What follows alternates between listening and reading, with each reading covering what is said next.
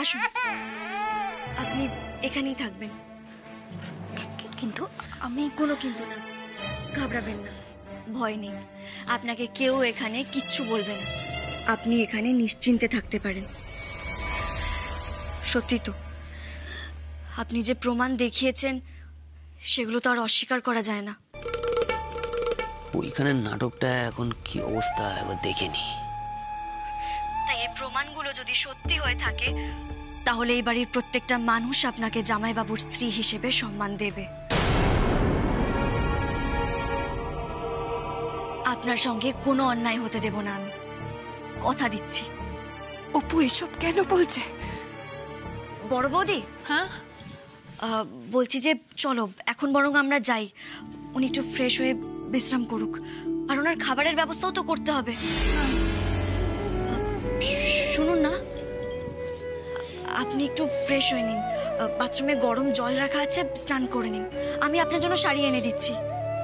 কিন্তু ভয় পাওয়ার কিচ্ছু নেই, একদম টেনশন করবেন না আপনি, আমি কথা দিচ্ছি তো আপনাকে, আপনার কোনো অসুবিধা হতে দেব না আমি।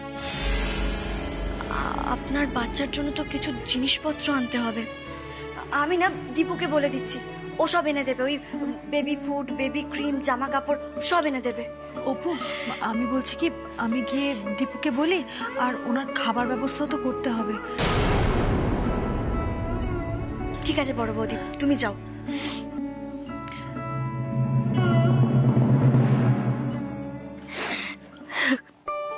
তোমায় কি বলেছো ধন্যবাদ দেবো আমি জানি না বোন।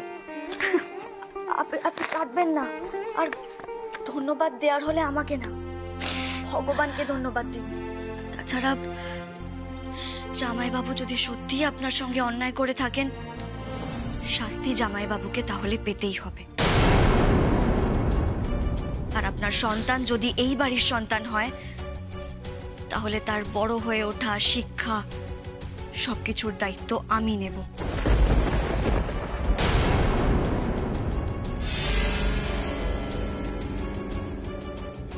অপর্ণা মুখার্জি নেবে। অপু, এই সমস্ত প্রমাণ, ছবি, এই সব কিছুকে তুমি আসল বলে ভাবতে শুরু করেছো তো? অবশ্য ভাববে নাই বা কেন, ভাবাটাই তো স্বাভাবিক, কারণ অনামিকা তো ছবিগুলো আমার সঙ্গেই তুলেছিল। আপনি একদম ভাববেন না, আপনার পাশে কেউ না থাকলেও অপু থাকবে।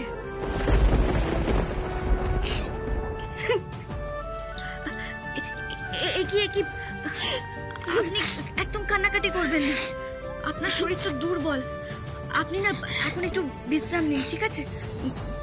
ফ্রেশ হয়ে নিন, বিশ্রাম নিন, আমি এনে দিচ্ছি, এক্ষুনি শাড়ি এনে দিচ্ছি। এভাবে কাঁদবেন না আপনি আর। আসছি আমি।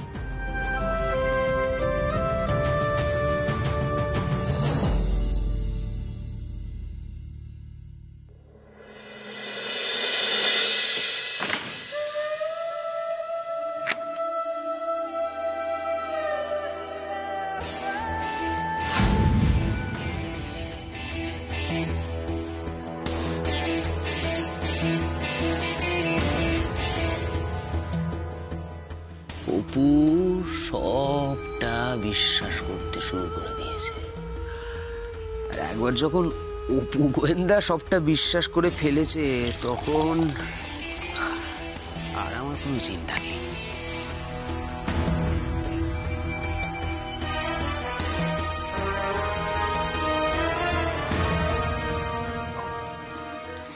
ফোনের অডিওটা কখন থেকে অন হয়ে রয়েছে?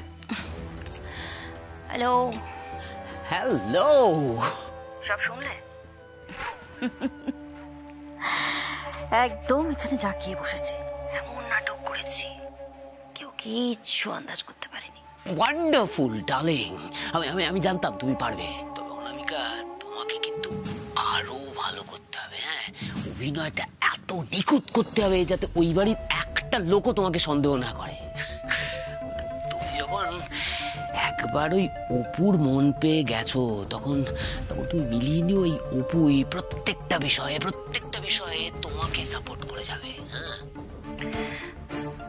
আচ্ছা আমাকে একটা জিনিস বলো তো, অপর্ণার দিদি তো সুপর্ণা, রাইট? তোমার কি মনে হয় যে অপর্ণা সুপর্ণাকে বঞ্চিত করে তার দিদির অধিকার আমাকে পাইয়ে দেবে? আরে দূর, অপু হচ্ছে সততার প্রতীক।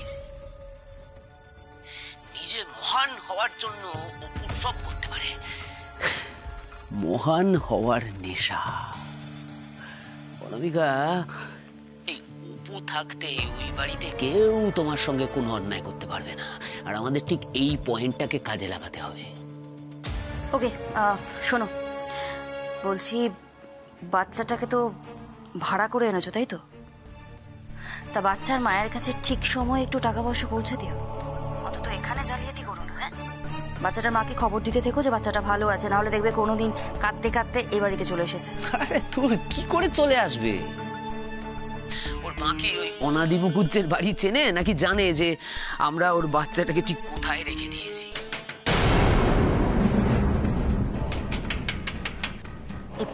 বলছি কেউ এসছে মনে, দরজায় আমি ফোন রাখছি।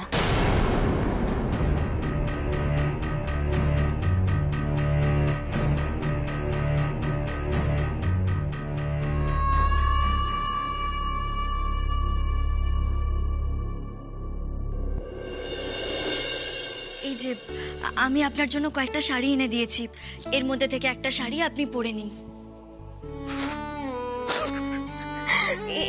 কি আপনি আবার কেন কাঁদছেন?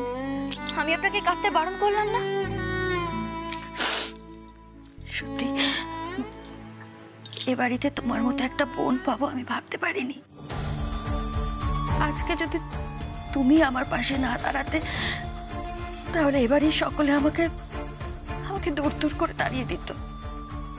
হ্যাঁ হ্যাঁ বোন, আমি সারা জীবন তোমার কাছে ঋণী হয়ে গেলাম। আমি সারা জীবন আজকের জন্য তোমার কাছে কৃতজ্ঞ থাকবো।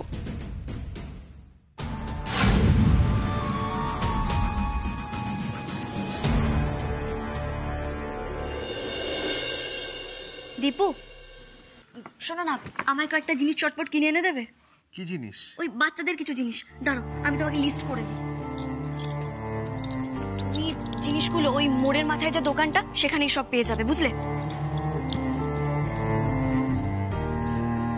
বেবি ফুড, বেবি ক্রিম, আর গরম জামা কাপড়।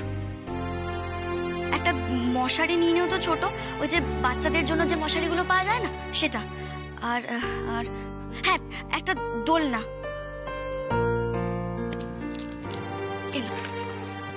তুমি এগুলো এনে দাও, আমি আসছি। বাবু শোনো, কিছু বলবে তুমি আমায়? হ্যাঁ বলবো। তবু তুমি যে এত উৎসাহ নিয়ে এই কাজগুলো করছো, এটা কি ঠিক হচ্ছে? কাউকে এত সহজে নিজেদের বাড়ির একজন হিসেবে মেনে নেওয়া, এটা কি ঠিক? দেখো এখন কত কিছু করা যায়। আমি মানছি উনি ছবি নিয়ে এসেছে, কিন্তু ছবি তো অনেক রকম ভাবেই বানানো যায়। আমার মনে হয় তোমার কোথাও ভুল হচ্ছে অপু। কাউকে এত সহজে নিজের বাড়ির লোক হিসেবে মেনে নিও না। আমি তো মেনে নিইনি দীপু। উনি নিজে প্রমাণ করে দিয়েছেন যে উনি দৈপায়ন মুখার্জির স্ত্রী। ওনার কোলে যে সন্তান রয়েছে সেটা দৈপায়ন মুখার্জির। আচ্ছা দীপু, তুমি একবারও এটা বুঝতে পারছো যে আমার কতটা কষ্ট হচ্ছে? আমি ওই মহিলাকে আমার দিদি ভাইয়ের জায়গায় বসাচ্ছি। আমার দিদি ভাই নিশ্চয়ই ভুল বুঝছে, আমাকে ভুল বুঝছে। ও ভাবছে যে আমি এত সহজে ওই মহিলাকে কি করে মেনে নিচ্ছি। আমি ওর চোখের দিকে তাকাতে পারছি না দীপু। ও ভাবছে যে ওর সতীনকে আমি কত সহজে আপন করে নিয়েছি, মেনে নিয়েছি। সেটা তো আমারও প্রশ্ন অপু। দৈপায়নের বাড়ির লোকগুলো কেমন যেন? তারা চালাক নাকি বোকা, নাকি অতি চালাক? বুঝতে পারছি না।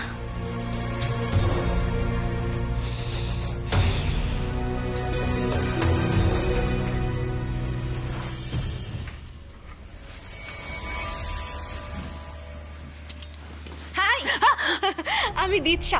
এই ঘাবড়ে যাচ্ছ কেন? ঘাবড়ে যাওয়ার কিচ্ছু নেই। আমি হলাম তোমার মেজদি ভাই, মানে মেজোজা। ও আচ্ছা, ক্ষমা করবেন, আসলে এমন একটা পরিস্থিতিতে আমি এই বাড়িতে এসেছি, কারোর সঙ্গে আলাপ করার সময়ই হয়নি। আর আসার পর থেকে শরীরটা এতটাই দুর্বল যে আমি নিজে যেচে গিয়ে কারোর সঙ্গে আলাপ করব সেটাও হয়নি।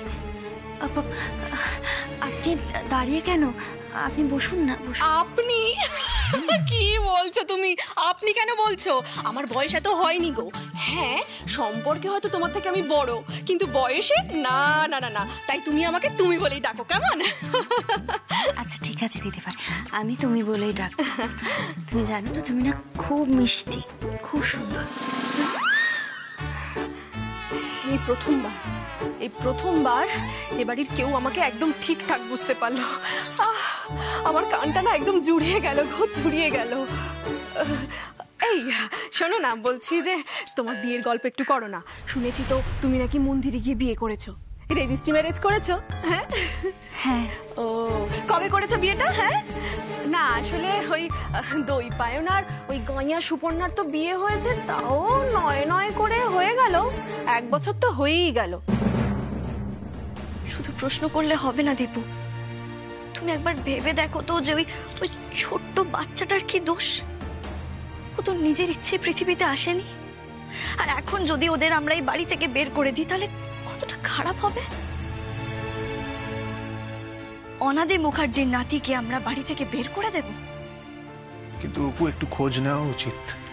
পুরোপুরি শিওর না হয়ে আমরা কি করে বলতে পারি যে ওই মহিলা শেষদা ভাইয়ের স্ত্রী? একটু খোঁজ নেওয়া উচিত অপু। উচিত, নিশ্চয়ই উচিত। কিন্তু এই মুহূর্তে ওই মহিলার যা শারীরিক অবস্থা, ওই বাচ্চাটার যা অবস্থা, সেখানে আমরা যদি ওদের এ বাড়িতে থাকতে না দিই সেটা অমানবিকতা হবে, খারাপ হবে। কিন্তু পরে যদি এটাও জানতে পারি যে ওই মহিলা এই বাড়িতে কোনো অসৎ উদ্দেশ্য নিয়ে এসেছেন, তাহলে সেটাও ধরা পড়বে। যদি জামাইবাবু নিজে ওদের এ বাড়িতে পাঠিয়ে থাকেন তাহলে সেটাও আমরা জানতে পারবো। দীপু, কি করে জানতে পারবে? DNA test. ওই বাচ্চাটার সঙ্গে আমরা জামাইবাবুর ডিএনএ টেস্ট করাবো। ডিএনএ টেস্টের জন্য শেষদা ভাইকে দরকার। এখন তুমি শেষদা ভাইকে কোথায় পাবে? কেন পাবো না? আমরা যদি জামাইবাবুর ঘরটা ভালো করে খুঁজে দেখি, সেখানে নিশ্চয়ই আমরা জামাইবাবুর চুল পাবো। দেখো, এসব কিছু করতে গিয়ে আবার বাড়ির লোক তোমাকে না ভুল বোঝে। না দীপু, ভুল বুঝবে না। ওই মহিলা যদি সত্যি বাড়ি থেকে বেরিয়ে চলে যায় ওই বাচ্চাটাকে নিয়ে, তাহলে হয়তো পরে আরো অনেক অনেক বড় সমস্যা তৈরি করবে আমাদের জন্য। আর উনি যদি সত্যি সত্যি জামাইবাবুর স্ত্রী হন, ওই বাচ্চাটা জামাইবাবুর হয়, তাহলে ওনাকে আমরা বের করে দিতে পারি না। সেটা খারাপ হবে, আমাদের পাপ হবে। কিন্তু আবার যদি ওরা মিথ্যে কথা বলে থাকে, তাহলে শাস্তিটাও ওদের পেতে হবে। দীপু শোনো না, তুমি এখন এসব কথা বাদ দাও। তুমি যাও গিয়ে বাচ্চাটার জন্য খাবার এনে দাও, ওর তো খিদে পেয়েছে। আর গরম জামা কাপড়ও লাগবে, ওর না ঠান্ডা লেগে যাবে না হলে। তুমি একটু এনে দাও প্লিজ। আমি যাচ্ছি অপু, কিন্তু তুমি একটু সাবধানে থেকো প্লিজ। তুমি চিন্তা করো না, এই পরিবারের দুঃখের দিন শেষ। এবার থেকে আমরা সবাই খুব আনন্দে থাকবো, তুমি দেখো। আর কোনো কারণে যদি এই পরিবারে দুঃখ আসেও, আমি আবার আগের মতো সবার মনে আনন্দ ফিরিয়ে দেব, তুমি দেখো।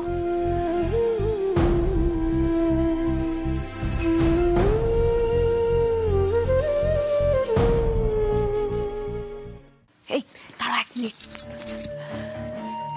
এইবারে আমি বুঝতে পারছি দই পায়ন কেন সুপর্ণাকে ভালোবাসতো না। কেন? ও মা, কেন আবার? যে মানুষের বাইরে তোমার মতন এরকম সুন্দরী মিষ্টি একটা বউ আছে, সে মানুষ কখনো অন্য মেয়েকে নিজের বউ হিসেবে মেনে নিতে পারে? না না না না। অন্যায় হয়েছে জানো তো, আমাদের দই পায়নের সাথে না খুব অন্যায় হয়েছে। এবারই সবাই তো জোর করে দই পায়নকে ওই সুপর্ণার সাথে বিয়ে দিয়ে দিল, আর তারপর কি হলো, ওই অপুটা ঘাড়ে এসে জুটলো। আমি না ঠিক বুঝলাম না। বুঝলে না? আরে অপু গো অপু, মানে যে মেয়েটা তোমাকে বেশি সেবা করছে ও তো হচ্ছে সুপর্ণার বোন। দিদির বাড়িতে এলো, দিদির দেওরের গলায় একবারে ঝপাত করে ঝুলে পড়লো। ভালো লাগে না। এই শোনো, তোমাকে কিন্তু আমি সাবধান করে দিচ্ছি, হ্যাঁ, ওই মেয়ের ধারে কাছে একদম ঘেসবে না, হ্যাঁ, একদম ঘেসবে না। খুব সাংঘাতিক মেয়ে ও, ওর চোখে না স্ক্যানার ফিট করা আছে। হ্যাঁ না না, আমি এ বাড়িতে আসার পর থেকে তো অপু আমায় অনেক হেল্প করেছে, আমাকে সাপোর্ট করেছে। অপু খুবই ভালো। ভালো না ছাই, সাপোর্ট করেছে। ওকে আর এমনি এমনি সাপোর্ট করেছে, নিশ্চয়ই এর পেছনে কোনো একটা উদ্দেশ্য আছে, কিন্তু উদ্দেশ্যটা ঠিক কি সেটা না বুঝতে পারছি না। জানো, তুমি কি জানো, ওই দুই বোন মিলে এই বাড়িটাকে কবজা করতে চায়। তাই? হ্যাঁ, ও তো নিজেকে মহারানী মনে করে, আর আমরা হচ্ছি ওর প্রজা। শোনো, তোমাকে আমি বলে দিচ্ছি, সেরকম হলে তোমাকে আর আমাকে এক হতে হবে, দল বাঁধতে হবে। দল দল বাঁধতে হবে কেন? হ্যাঁ, দল বাঁধতে হবে তো। ওরা দুই বোনে মিলে দল বাঁধবে, আর আমরা চুপ করে সব দেখবো। না না না, কখনো না। আর তুমি বড়দি ভাইয়ের কথা ছেড়ে দাও, ও তো রান্নাঘর ছাড়া কিছুই বোঝে না, অসহ্য একটা। তাহলে কি দাঁড়ালো, বলো কি দাঁড়ালো? একদিকে হচ্ছে অপু আর সুপর্ণা, আর অন্যদিকে হচ্ছে তুমি আর আমি। ওসব দল টল পরে হবে মেজো বৌদি, আগে বাচ্চাকে আর তার মাকে খাইয়ে দাইয়ে সুস্থ করে তুলি, তারপর না হয় ওসব দল টল নিয়ে ভাবা যাবে। তাই তো, আমি তো তাই বলছিলাম অনামিকাকে, বলছিলাম আমরা এই বাড়িতে সবাই মিলে কত মিলেমিশে থাকি, কত আনন্দে থাকি, আর অপু তো চায় যে আমরা সবাই খুব ভালো থাকি, এসবই তো বলছিলাম। তুমি বুঝি এসবই বলছিলে? হ্যাঁ, এসবই তো বলছিলাম। দেখো অনামিকা, দেখো, তুমি হচ্ছে গিয়ে অপুর দিদির সতীন, তবুও তোমাকে কত সেবা করছে। দই পায়নের এই মেজ বৌদি তো খুবই শেয়ানা। একটু আগেই এক কথা বলছিল আর এক্ষুনি অন্য কথা বলছে। ও মেজো বৌদি, বসার ঘরে সবাই ঠাকুরের জায়গা সাজাচ্ছে, মেজদা ভাই না তোমাকে ডাকছিল, ওই বোধহয় পুজোর দায়িত্ব দেবে তোমাকে। না না না, ওই সমস্ত দায়িত্ব আমি নিতে পারবো না। আহা মেজো বৌদি, তুমি যাও না, একবার গিয়ে দেখে এসো মেজদা ভাই কি বলছে, গিয়ে শুনে নাও না একবার। মাগো, কারোর সাথে যে একটু দুদণ্ড গল্প করব তার উপায় নেই। এই অনামিকা, শোনো না, বলছি আমার না ওদিকে অনেক কাজ পড়ে আছে জানো তো, পরে এসে গল্প করব, অনেক গল্প আছে। হ্যাঁ, এখন আসি। এসো।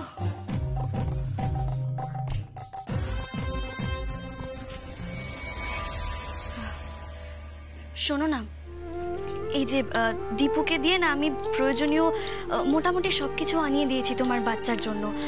আমার মনে হয় না যে এই মুহূর্তে এগুলো ছাড়া আর কিছু প্রয়োজন পড়বে বলে। ও, আজকে বিকেলবেলা আমি একজন চাইল্ড স্পেশালিস্টকে বাড়িতে ডেকেছি, তোমার বাচ্চাকে একবার দেখে যাবে, মানে ওই চেক আপ করে নেবে একবার। কি নাম তোমার ছেলের?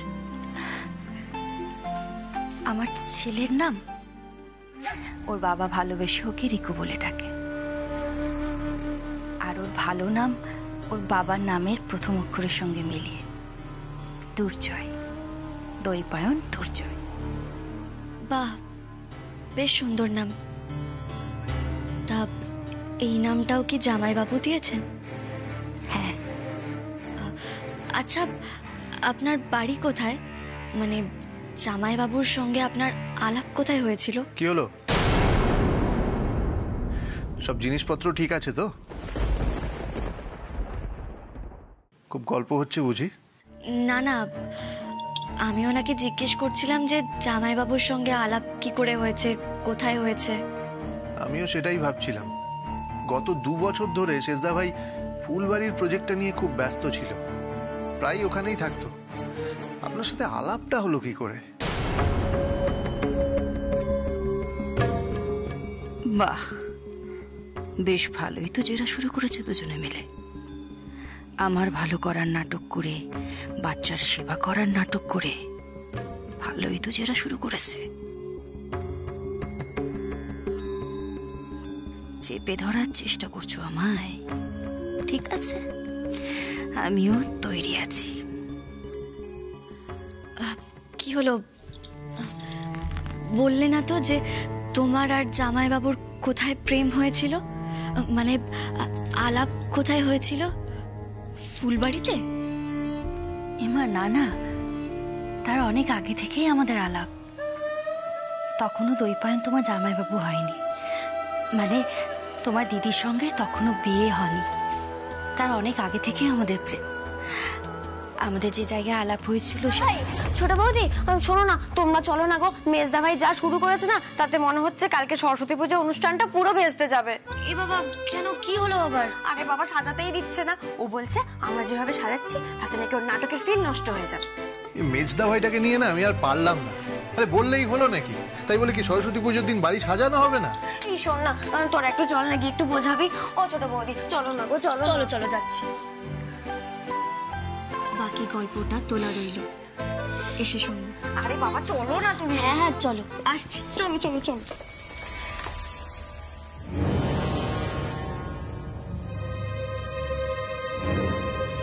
শুনুন, আপনাকে এবং আপনার বাচ্চাকে আমরা ততদিন পুরোপুরি মেনে নেব না যতদিন না ডিএনএ টেস্ট হচ্ছে।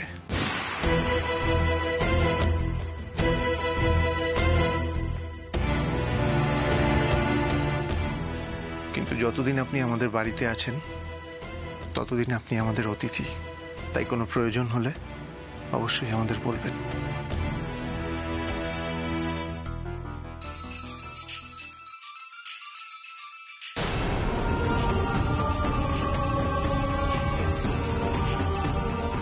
প্রাইভেট নাম্বার থেকে এতদিন মেসেজ করতো, আজ তো ডিরেক্ট ফোন করছে।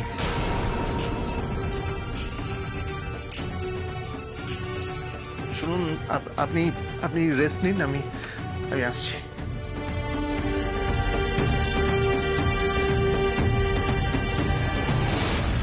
কি হলো বিষয়টা? কারোর একটা ফোন এলো আর দৈপায়নের ভাই ছুটে ছুটে চলে গেল।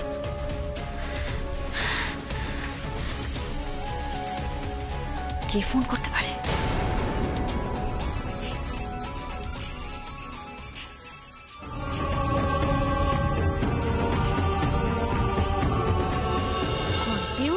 ভয় পেও না, তোমায় আমি মারবো না। সত্যি বলছি, তোমার সাথে লড়াই করে পারবো না।